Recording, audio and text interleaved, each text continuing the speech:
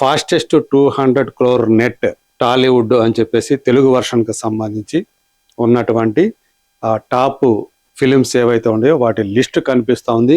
ఇందులో అంటే ఆ 200 కోట్ల మార్కు ఏదైతే ఉందో కేవలం తెలుగు వర్షన్కి సంబంధించి పాన్ ఇండియా కావచ్చు, లేకపోతే కేవలం తెలుగులోనే రిలీజ్ అయినటువంటి సినిమాలు కావచ్చు, వాటిలో చూసుకుంటే దేవర కంటే కూడా వేగంగా ఇప్పుడు ఆ 200 కోట్ల నెట్ మార్కుని అందుకుంటున్నటువంటి సినిమాగా పెద్ద నిలుస్తోంది అని చెప్పి ట్రేడ్ వర్గాలు తెలియజేస్తున్నటువంటి విషయం. దేవర సినిమా జూనియర్ ఎన్టీఆర్ RRR తర్వాత సోలో హీరోగా నటించినటువంటి సినిమా 450 కోట్ల రూపాయల గ్రాస్ మార్కుని అందుకున్నటువంటి సినిమాగా అది పేరు తెచ్చుకుంది. మరి ఏదైతే రామ్ చరణ్ RRR తర్వాత తను చేసినటువంటి ఆచార్య సినిమా కానివ్వండి, అందులో ఆయన మెయిన్ హీరో కాకపోవచ్చు, లాస్ట్ టైం వచ్చినటువంటి ప్రీవియస్ ఫిలిం గేమ్ చేంజర్ కానీ ఇవి ఆశించిన రీతిలో ఆడలేదు, రెండు కూడా డిజాస్టర్స్ అయ్యాయి.